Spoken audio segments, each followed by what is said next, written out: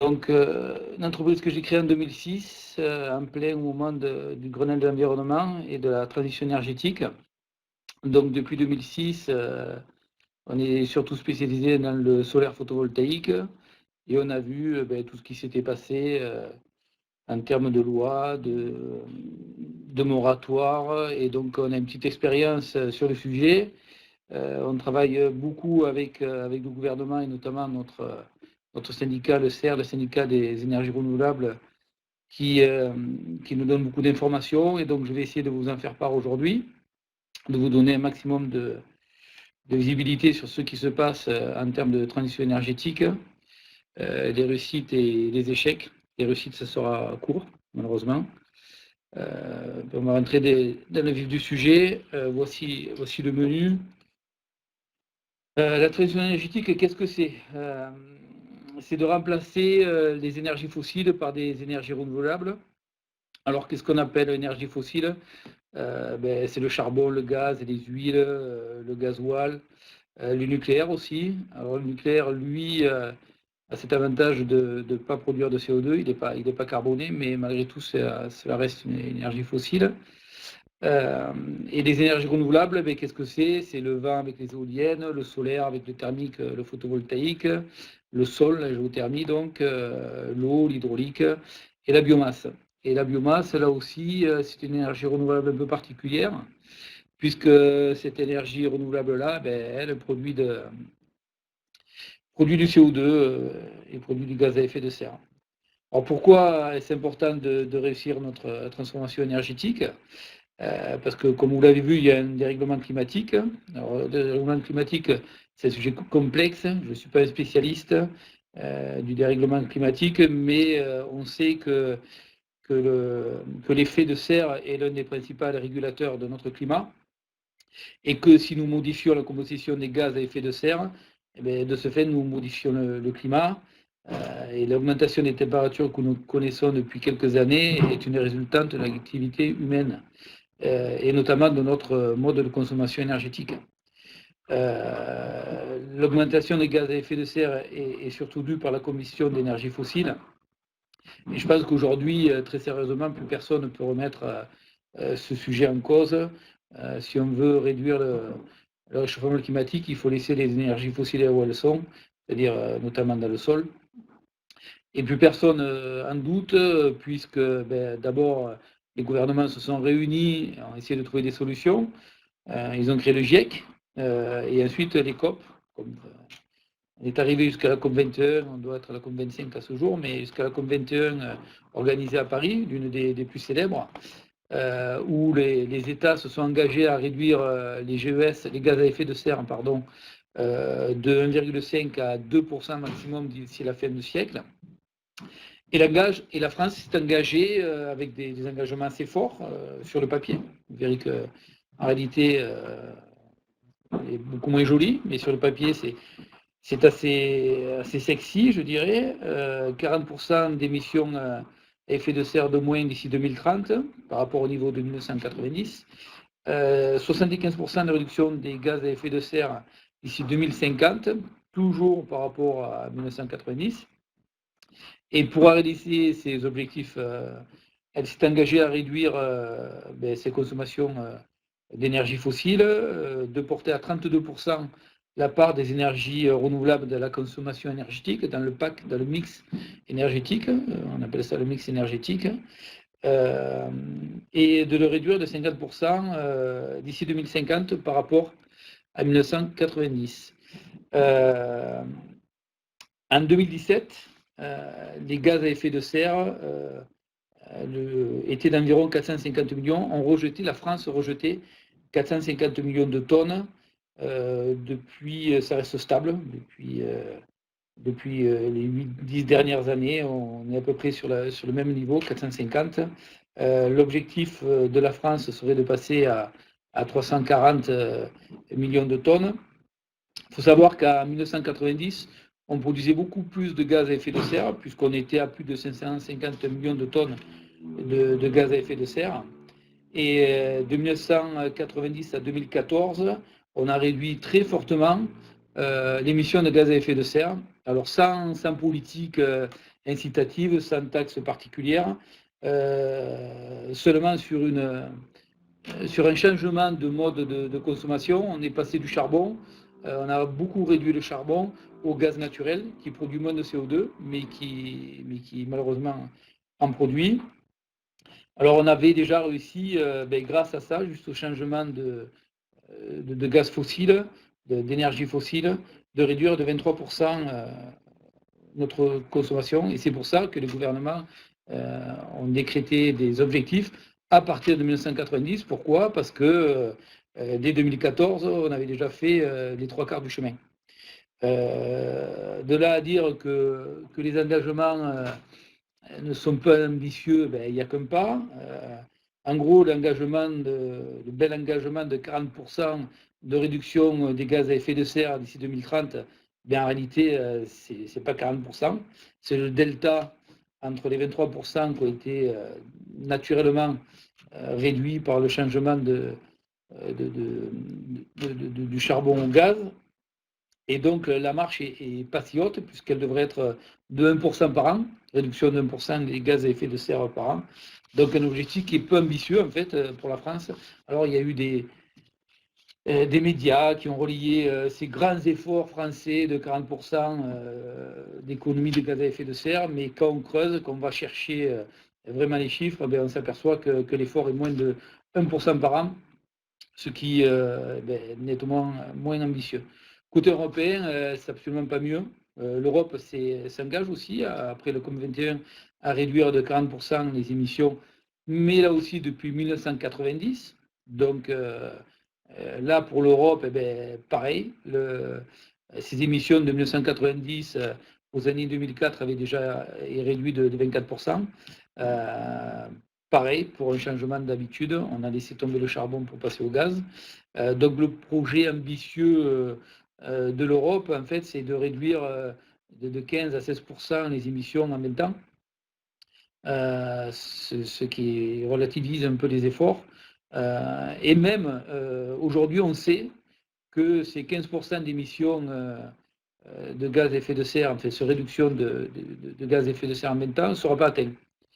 À ce rythme, tous les modèles montrent qu'une réduction sera en réalité en 20 ans de 5 à 7%. Donc on est bien loin, quand on prend les vrais chiffres, 5 ou 7% depuis la COP, depuis la signature de COP 21, c'est quand même moins joli que les 40% annoncés. Alors bon, il y a la France, il y a l'Europe, mais il y a le niveau mondial. Le niveau mondial, on espérait que ce soit mieux, mais c'est pire.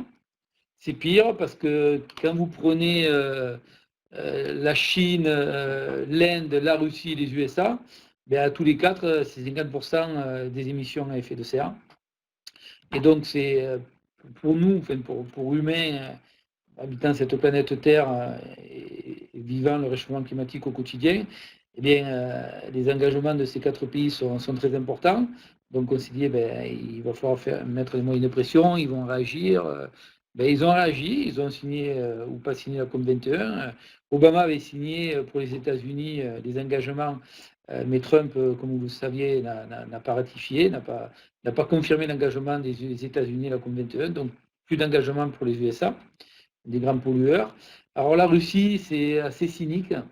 La Russie s'est engagée à une réduction de 25 à 30%, donc c'est pas mal, mais en tenant compte du développement des forêts. C'est-à-dire que les forêts permettent une économie de CO2.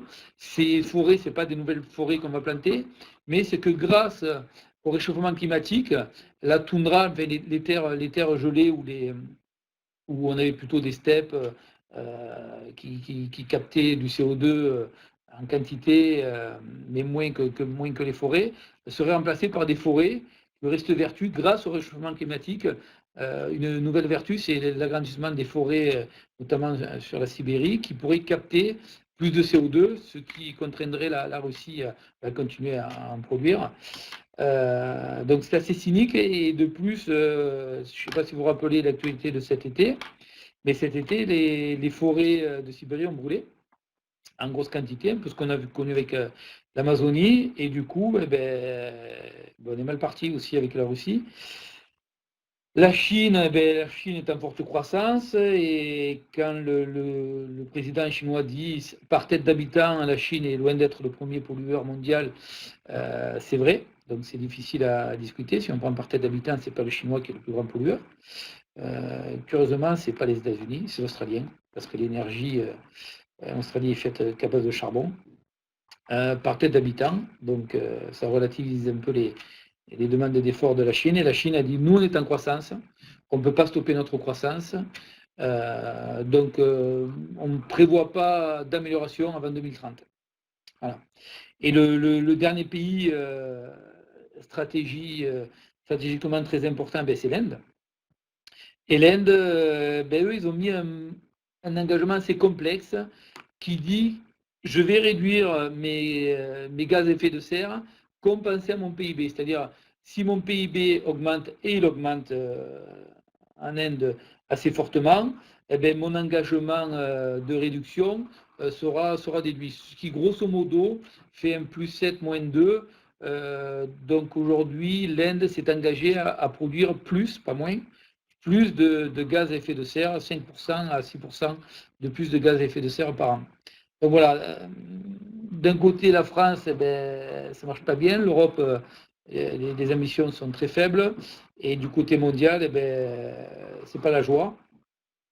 Alors ce qui est relatif, donc du coup, vraiment l'effet d'annonce de la COP et l'incroyable réduction de 40% de rejet, et pour moi, professionnel, qui connaît bien le sujet, encore un exemple de manipulation des informations et de l'opinion. Alors comment expliquer, assez compliqué d'expliquer ce manque d'ambition français, parce qu'on est entre les lignes, il n'y a pas d'ambition, européen, mondial, alors qu'on est frappé par des mouvements climatiques réguliers.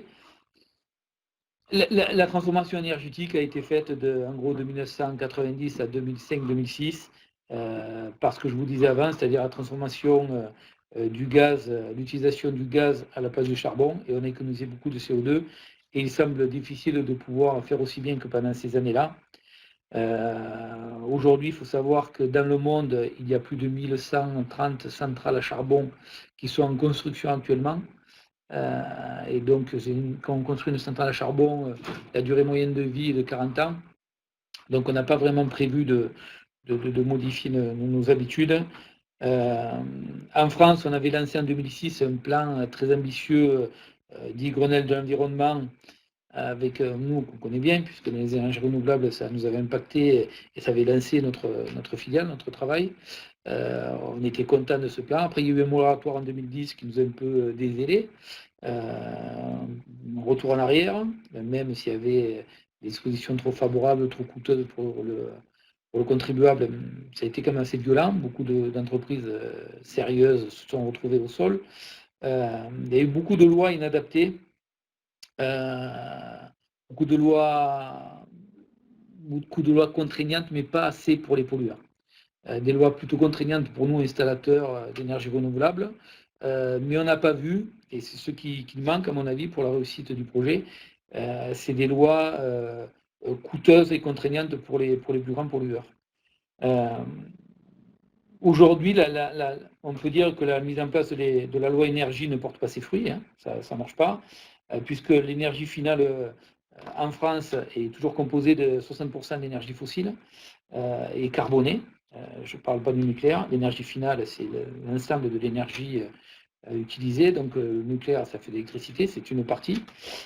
Et contrairement à ce qu'on croit, la France n'est pas si nucléarisée que ça, puisque on fait beaucoup d'électricité avec le nucléaire, mais dans le pack complet de l'énergie, il représente 23 ou 24% de tête. Donc c'est pas on n'est pas si nucléarisé que ce qu'on veut bien le dire. Alors, quelle solution pourrait être apportée? Une solution un peu cynique de certains qui l'affichent, qui disent écoutez, d'ici 80 à 100 ans, les énergies fossiles, le gaz, le pétrole vont se raréfier, être trop coûteux, et donc il faudra passer à d'autres solutions, contraintes et forcées. Mais malheureusement, ça ne tient pas parce que du charbon, il y en a en quantité, énormément. On peut tenir des centaines et des centaines d'années. Les stocks prévus sont d'à peu près 700, 800 à 800 années d'utilisation. Et si on pourrait continuer à utiliser du charbon pour une partie de notre énergie. Donc, de se dire, on laisse attendre que les énergies fossiles diminuent ou soient plus coûteuses d'elles-mêmes, c'est à la fois dangereux et pas réaliste, puisque d'une part, il y a beaucoup de charbon, et d'autre part, les gaz à effet de serre sont cumulatifs. Chaque année, on vient ajouter une pâte au millefeuille. La capacité de la Terre à transformer les CO2 est largement atteinte, et donc chaque année, le CO2 qu'on vient rajouter, c'est une couche supplémentaire pour le réchauffement climatique. Après, il y a une autre solution, c'est le mix énergétique dont on a parlé. Évidemment, c'est un élément important. Les énergies renouvelables est un enjeu essentiel. Il faut développer les énergies renouvelables. Et moi, j'en vends. Donc, voilà, je suis encore plus intéressé d'en vendre et de continuer à les développer parce que je fais travailler mon entreprise, mais parce que ça donne un sens à mes salariés et à mon entreprise.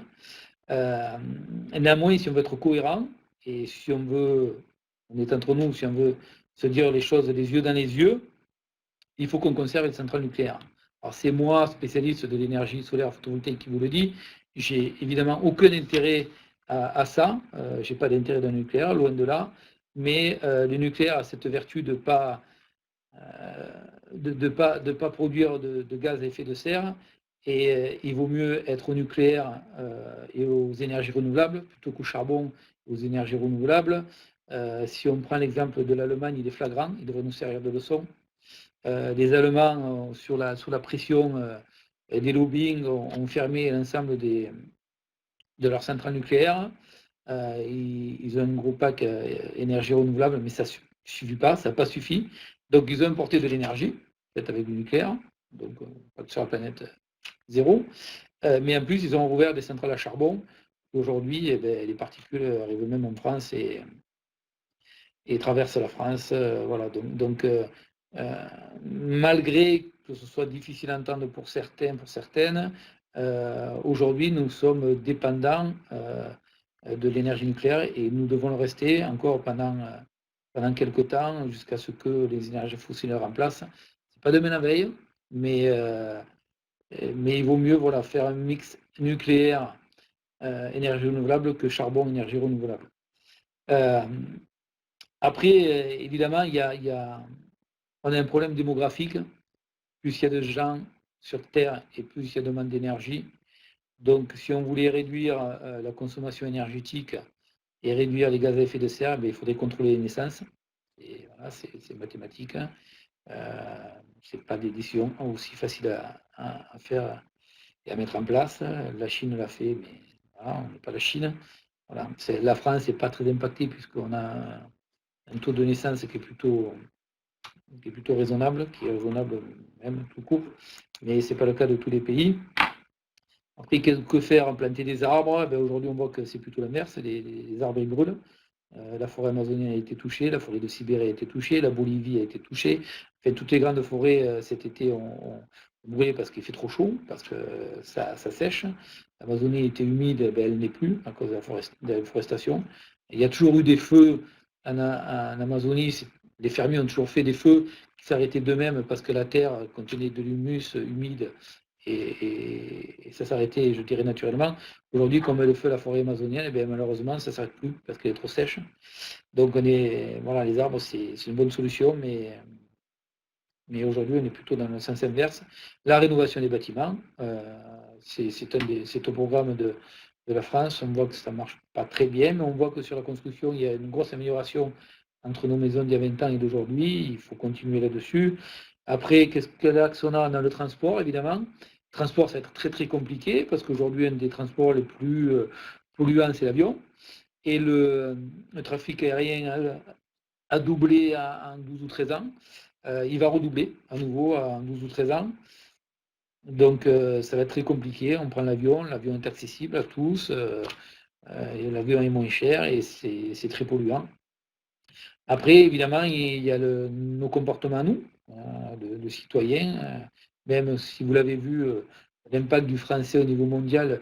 La totalité des gaz à énergie, des gaz à effet de serre français représente moins de 1% de gaz à effet de serre mondial.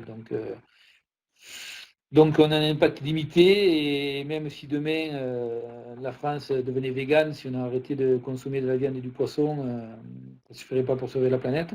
C'est un axe, bien sûr, de consommer moins de viande, notamment du bœuf et du cochon, qui est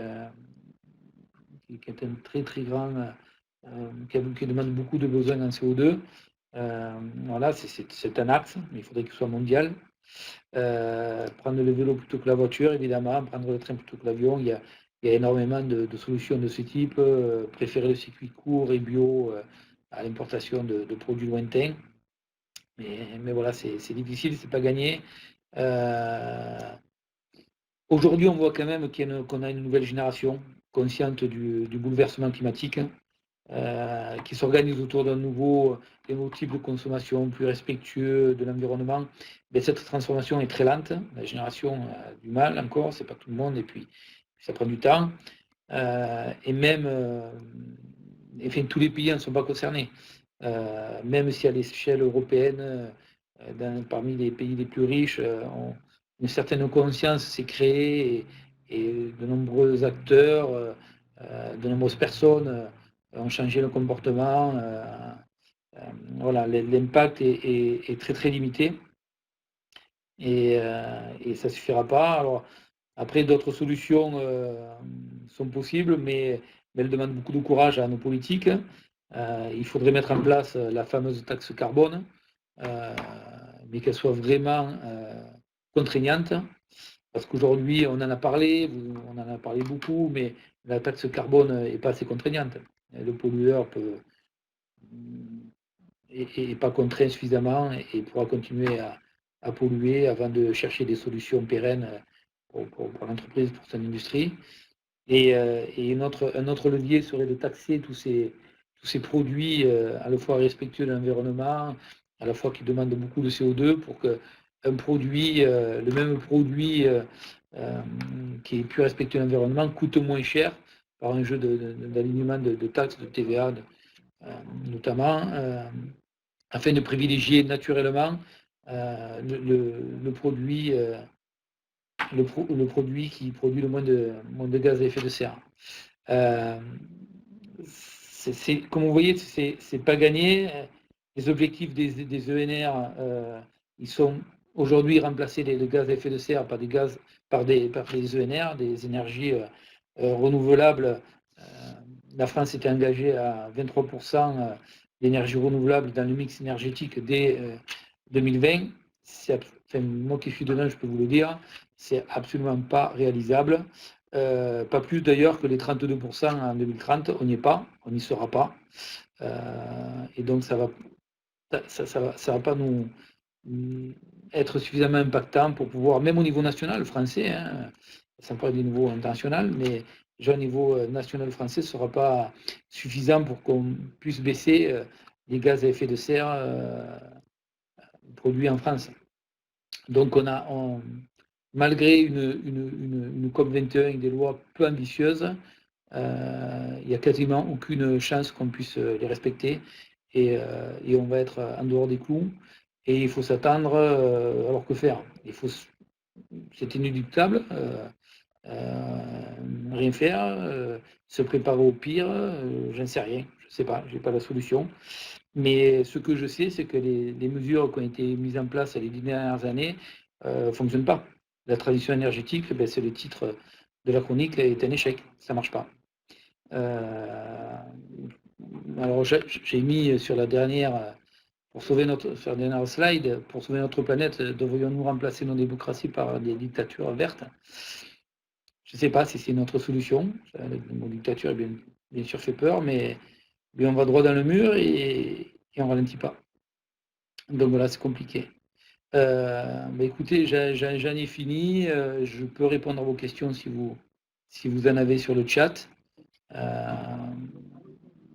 Et sinon, merci de m'avoir suivi. J'espère que je ne vous ai pas trop démoralisé, et que malgré tout, lorsque ce que vous consommerez, vous essaierez, même si les Chinois et les Indiens continuent à polluer, que nous, chacun de notre côté, à notre niveau de consommateur, on fasse ce qu'on peut.